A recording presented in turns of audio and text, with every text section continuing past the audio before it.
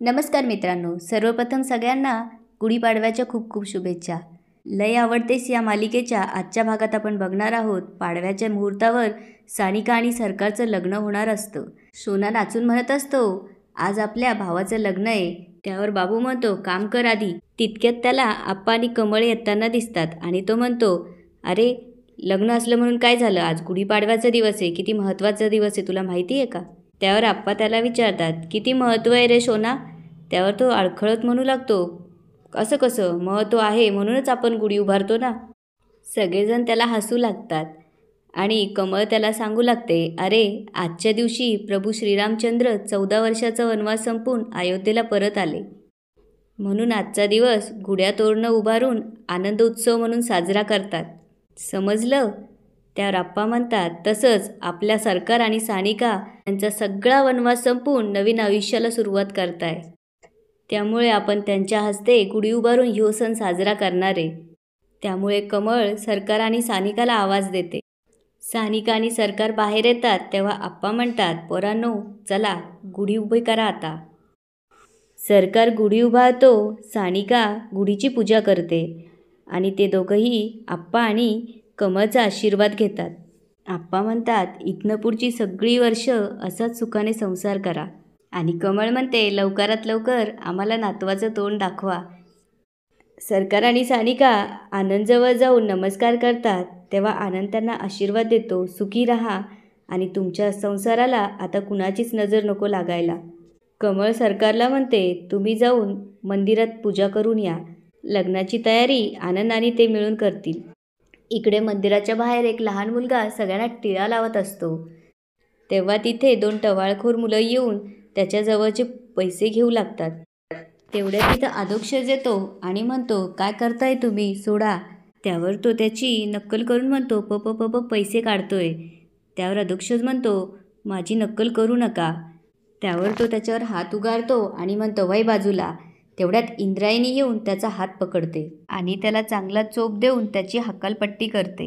इकडे सानिका आणि सरकार दर्शनासाठी मंदिरात येतात. सानिका सरकारला विचारते, काय मागितलं. त्यावर सरकार म्हणतो, तुझ्या सगळ्या इच्छा पूर्ण होत असं मागितलं. आणि तू. त्यावर सानिका म्हणते, आज आपलं विधिवत लग्न होणार आहे, त्यामुळे मम्मी पप्पांचा आशीर्वाद आजच्या दिवस मिळू देत. त्यावर सरकार म्हणतो, सानिका तू एक काम कर, आईला फोन लाव. सानिका तिच्या आईला फोन लावते. सानिकाचा फोन पाहून तिच्या आईला खूप आनंद होतो, पण तिला साहेबरावांचं बोलणं आठवतं. जरा जरी तुम्ही सानिकाशी बोलण्याचा प्रयत्न केला तर या साहेबरावाचं मेलेलं तोंड पाहावं लागल. त्यामुळे सानिकाची आई फोन उचलत नाही. सानिका नाराज होते. त्यावर सरकार म्हणतो, सानिका आज गुढीपाडवा आहे, त्यामुळे आजच्या दिवशी आई मंदिरात येणार नाही, असं होणारच नाही. हितच असतील त्या, शोधू आपण. इकडे इंद्रायणी जेव्हा त्या छोट्या मुलाला विचारते, काय नाव आहे तुझं. त्यावर तो कंबरेवर हात ठेवून म्हणतो, विठ्ठल. हे ऐकून इंद्रायणीला खूप आनंद होतो आणि तो विचारतो, इंदू माझ्याकडून टिळा नाही लावणार. आणि तो इंद्रायणी अधोक्षजला टिळा लावतो. त्यावर इंद्रायणी म्हणते, रामकृष्ण हरी. त्यावर तो म्हणतो, इंदू आज तुझ्या हातून चांगलं काम घडणार आहे. आणि अचानक तो तिथून गायब होतो. इकडे सरकार सानिकाला म्हणत असतो, सानिका तू मंदिरात जाऊन सेवा कर, मी आईला हुडकतो. आणि सानिका आज आपलं विधिवत लग्न आहे आणि तू अशीच तोंड पाडून बसणार आहे का. हे ऐकल्यावर सानिकाची आई रडू लागते आणि म्हणते, आज माझ्या पोरीचं लग्न आहे आणि यांनी शपथ घातल्यामुळे मी तिला भेटूही शकत नाही. आणि ती देवाला म्हणते, अशी वेळ कधीच कोणत्याच आईवर येऊ देऊ नको. आणि ती सानिकाच्या मागे मंदिरात जाते. तिथे असलेलं कांबळं पांघरते आणि पंक्तीत जाऊन बसते. सानिका जेव्हा तिला वाढायला येते तेव्हा ती तिच्या हाताला हात लावते. तेव्हा सानिकाला तिच्या आईच्या हाताचा स्पर्श असल्याचा भास होतो. तेवढ्यात तिथे सरकार येऊन तिला आवाज देतो. सानिका सरकारजवळ जाते तेव्हा सरकार म्हणतो, सानिका आईला सगळीकडे हुडकलं पण कुठंच सापडत नाहीये. इकडे अधोक्षज इंद्रायणीला म्हणत असतो, इंदू देवीचं दर्शन घेऊन आलो, अजून व्यंकू महाराज काही आले नाही. त्यावर ती म्हणते, हो अरे इथंच भेटायचं ठरलं होतं, अजून आपल्याला साताऱ्याच्या जेलमध्ये कीर्तनासाठी जायचं आहे.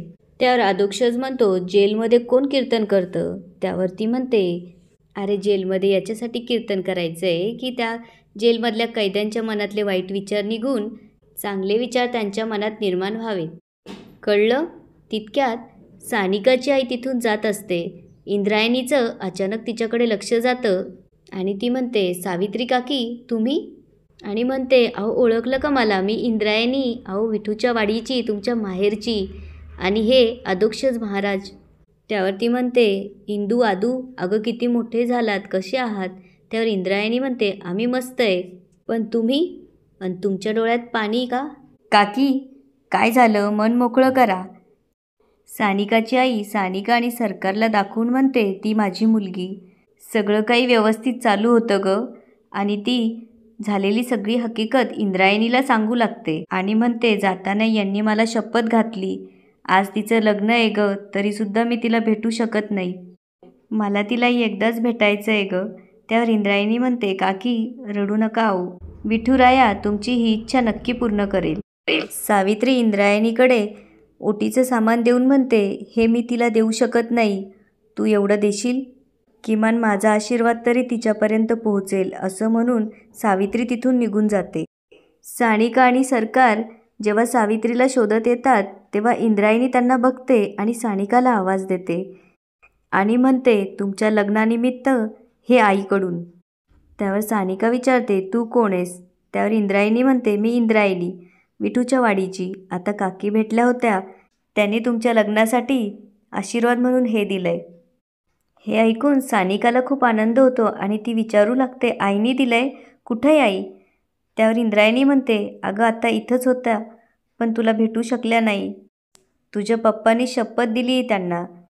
त्यावर सानिका म्हणते, आईचा आशीर्वाद मिळाला आणि पप्पांचा?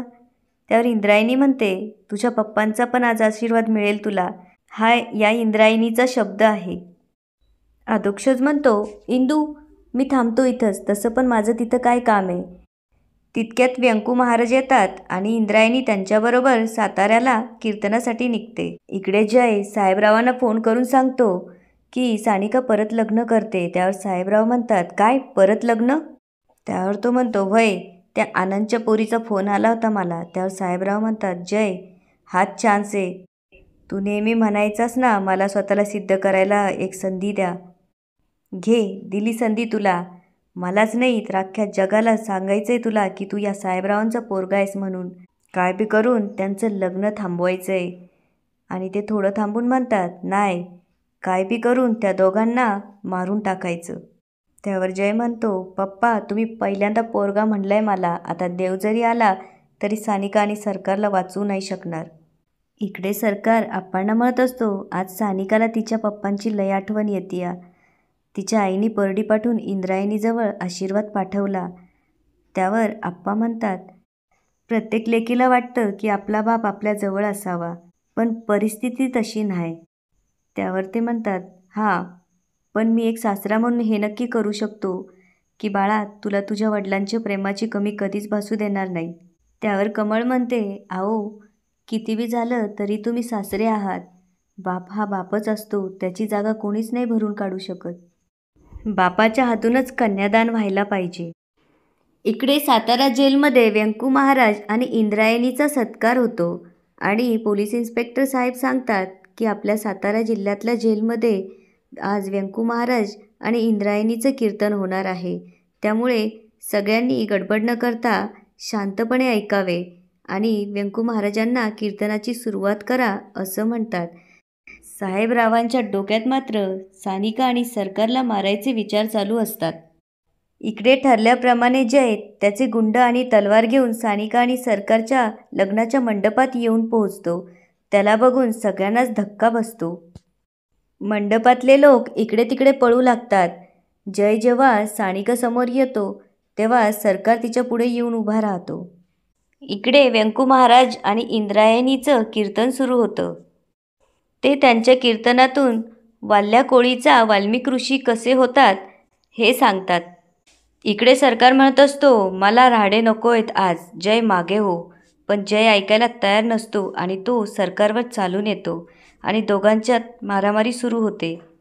बाबू, शोना आणि आनंद पण पुढे येतात. अधोक्षज मात्र झाडाच्या मागे जाऊन लपून बसतो. सानिका आणि कमळ आता काय होणार या विचाराने खूप घाबरलेली असतात. साहेबराव तिथल्या एका कैद्याला म्हणत असतात, आज सानिका आणि सरकारचं लग्न आहे, पण आज त्यांचा शेवट होणार हे नक्कीच. साहेबरावाचं नाक कापल्याचा काय परिणाम होतो ते आज समद्यांना समजल. इंद्रायणी जेव्हा हे ऐकते तेव्हा ती येऊन साहेबरावांना म्हणू लागते, लेकीच्या सुखापेक्षा दुसरं कुठलंच सुख मोठं नसतं काका. तुमची पोरगी आज नवीन आयुष्य सुरू करायला चालली आणि तुम्ही तिच्या जीवावर उठलात. काय मिळणार आहे हे सगळं करून? त्यावर साहेबराव म्हणतात, समाधान. ती जेव्हा कळशीच्या पोराबरोबर पळून गेली तेव्हाच माझ्यासाठी मेली. तिनं हे असं वागून या साहेबरावाच्या इज्जतीला असा डाग लावलाय, तो डाग फक्त एकाच गोष्टीने पुसू शकतो, ते सानिकाच्या रक्तानं. त्यावर इंद्रायणी म्हणते, चुकतायत तुम्ही काका. हे तुम्ही नाही, तुमचा अहंकार बोलतोय. फक्त एकदाच तुमच्या मनाला विचारा. जेव्हा तुमची मुलगी जन्माला आली तेव्हा सगळ्यात जास्त आनंद तुम्हालाच झाला होता ना. तिनं जेव्हा स्वतःचं पाऊल पहिलं टाकलं असेल तेव्हा तिचं बोट पकडणारे तुम्हीच असाल ना. आणि ती जेव्हा पप्पा म्हणली असेल तेव्हा तुमच्याच डोळ्यात आनंद अश्रू आले असतील नाही. आणि इंदू म्हणते, काका सानिका तुमचा अभिमान आहे आणि ती बी तुमचं लय आदर करते. तुमचा एक बी शब्द पडू देत नाही. फक्त एकदाच तिने त्याच्या मनाचं ऐकलं आणि प्रेमाचा रस्ता निवडला तर त्याची एवढी मोठी शिक्षा द्याल का हो तुम्ही तिला? काय केलं हो तिने? प्रेमच तर केलंय. एखाद्या सराईत गुन्हेगारासारखं का वागवतायत तुम्ही तिला? अहो, पोरगी पोटी येण्यासाठी अनेक जन्माचं पुण्य लागतं. आधीचं पुण्य या जन्माच्या पापामुळं पुसून टाकू नका. बदल्याची भावना फक्त अंधाराकडे जाते, ती कधीच प्रकाशाकडे जात नाही. अहो, एका बापानं पोरीला आशीर्वाद दिला पाहिजे हो, शाप नाही. काका अहो, असं वागू नका हो, की कोणतीच पोरगी तिच्या बापाला कधीच तिच्या मनातलं सांगू शकणार नाही. तुमच्या या तिरस्कारामुळं तुमच्या आतलं प्रेम जळू देऊ नका. काका, सानिका फक्त सानिका नाही आहे, तर ती तुमची सानिका आहे, सानिका साहेबराव पाटील. तुम्ही तिचा किती बी तिरस्कार केला ना तरीसुद्धा तिचा तुमच्यावर अजूनही बी तेवढाच जीव आहे हो. माफ करा की हो आपल्या लेकराला, ती तुमच्या आशीर्वादाची वाट बघतीये. हे ऐकल्यावर साहेबरावांची डोळे उघडतात आणि ते इंद्रायणीला म्हणतात, मला फोन हवा आहे, मला फोन करायचा आहे, लवकर केला पाहिजे. इंद्रायणी त्यांना फोन देते. ते म्हणतात, माझ्या आयुष्यातून लई चुका झाल्या आहे, पण ही चूक जर माझ्या आयुष्यात झाली ना तर मी स्वतःला कधीच माफ करू शकणार नाही. ते फोन लावतात, पण इकडे जय फोन उचलत नसतो. जय आणि सरकारची मारामारी चालू असते. इंद्रायणी साहेबरावांना म्हणते, तुमची चूक होण्याआधी थांबवा, तुमची पोर तुमची वाट बघत असेल. त्यावर साहेबराव म्हणतात, जायची इच्छा असून बी मला इथून जाता येणार नाही. तेवढ्यात तिकडून आवाज येतो, तुम्ही जाऊ शकता. आणि आप्पा साहेबरावांसमोर येऊन उभे राहतात आणि म्हणतात, साहेबराव, चूक लक्षात आल्यानंतर ती सुधारायची संधी प्रत्येकालाच मिळते. मी तुमच्यावरची केस मागं घेतली आहे. बापाशिवाय पोरीचं कन्यादान कसं होणार? सानिका तुमच्या आशीर्वादाची वाट बघतीये. चला, निघायची तयारी करा. मी पुढं जातो, तुमच्या स्वागताची तयारी करतो, तुम्ही या. इंद्रायणी व्यंकू महाराजांना म्हणत असते, महाराज, मला आज सकाळी एक लहान मुलगा भेटला होता. तो मला म्हणाला, आज माझ्या हातून खूप चांगली गोष्ट घडणार आहे. ती घडली बघा. मलाही हा संगम बघायचा आहे. आपण तिकडे जाऊया. इकडे पंकजा साहेबरावांची सुपारी देते आणि म्हणते, दादा आज सुटलाय. काही झालं तरी आज दादाला संपवायचाच. सुहासला जेव्हा ही गोष्ट समजते तेव्हा तो सरकारला जाऊन सांगतो. इकडे इंद्रायणी साहेबरावांसोबत लग्नासाठी जायला निघते. साहेबराव रस्त्यात म्हणतात, तुझा फोन दे, आणि ते जयला फोन लावतात. इंद्रायणी साहेबरावांना विचारते, काय झालं काका? त्यावर ते म्हणतात, अगं पोरी, तुला कसं सांगू, माझा पोरगा जय, त्याला मी म्हणलो होतो की सानिका आणि सरकारला आज संपवायचं. काही कोणाचा संपर्क होईना. तेव्हा इंद्रायणी अधोक्षजला फोन लावते. तेव्हा तिला समजतं की जयला पकडून ठेवलंय, त्यामुळे काळजी मिटते. तेवढ्यात पंकजाने पाठवलेले गुंड येऊन साहेबरावांना मारू लागतात. तेव्हा सरकार तिथे येऊन साहेबरावांना वाचवतो. झालेल्या मारामारीत सरकारच्या हाताला जखम होते. साहेबराव सरकारला म्हणत असतात, चल आपण दवाखान्यात जाऊया. तेवढ्यात सावित्री येते आणि ते म्हणतात, तुझ्या हाताला खूप लागलंय, आपण दवाखान्यात जाऊ. पण सरकार ऐकत नाही. सरकार म्हणतो, सानिका माझी वाट बघत असेल.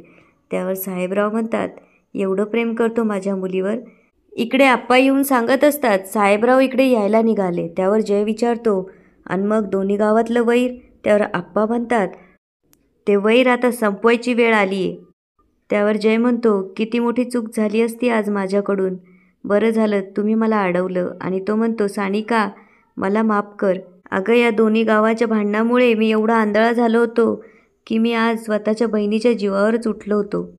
त्यावर सानिका म्हणते, चूक सुधारण्याची संधी प्रत्येकालाच मिळते असं आमचे आप्पा म्हणतात, आणि तुला तुझी चूक कळाली आहे ना, हीच खूप मोठी गोष्ट आहे. त्यावर बाबू सोना म्हणतात, नाही आप्पा, हा साप आहे, कधी बी उलटल. त्यावर आप्पा म्हणतात, अरे माणसाला त्याची चूक मनातून कळाली तर तो कधीच असं परत वागत नाही, सोडा त्याला. जयला जेव्हा सोडतात तेव्हा तो जवळ असली तलवार उचलतो आणि सानिका समोर जाऊन म्हणतो, आता तुला कोणीच वाचू नाही शकणार. तो जेव्हा सानिकाला मारायला लागतो तेवढ्यात सरकार येऊन त्याची तलवार हातात पकडतो. साहेबराव जयला आवाज देऊन म्हणतात, जय तलवार खाली घे. त्यावर तो म्हणतो, नाही पप्पा, तिने तुमचं नाक कापलंय. त्यावर ते म्हणतात, नाक तिनं नाही, नाक आपल्या विचारानं कापलंय. माझा पोरगा असशील तर गुमान तलवार खाली घे. आणि जय तलवार खाली फेकून देतो. सानिका जेव्हा तिच्या मम्मी पप्पांना बघते तेव्हा त्यांच्याजवळ जाऊन त्यांच्या गळ्यात पडते. साहेबराव सानिकाला जवळ घेत म्हणतात, मला माफ कर पोरी, माझ्यामुळे तुला काय काय सोसावं लागलं ग. देव असला बाप कुठल्या बी पोरीला देऊ नये. तुझ्या आयुष्यात जी काही दुःख आली ती फक्त माझ्यामुळं आली. त्यावर सानिका म्हणते, नाही पप्पा, यात तुमची काही बी चूक नाही आहे. तुम्ही जे काही केलं ते रागाच्या भरात केलं. सावित्री म्हणते, आज जे काही झालंय ते फक्त या इंदूमुळे झालंय. सानिका इंद्रायणीजवळ जाऊन म्हणते, तुझे उपकार मी आयुष्यात विसरू शकणार नाही. त्यावर इंद्रायणी म्हणते, अगं आपल्या माणसाला केलेली मदत ही उपकार नसतात, आणि आयुष्यात आईवडील असणं किती महत्त्वाचं असतं हे मला माहिती आहे. आणि ती विठ्ठल रुक्मिणीची मूर्ती त्यांना भेट देते. अधोक्षज म्हणतो, सरकार आणि सानिका म्हणजे साकार, आज तुमच्या गावाचं स्वप्न साकार झालं आहे. याच ठिकाणी आजचा एपिसोड संपतो. आता पुढे काय होणार ते बघूया उद्याच्या एपिसोडमध्ये. धन्यवाद.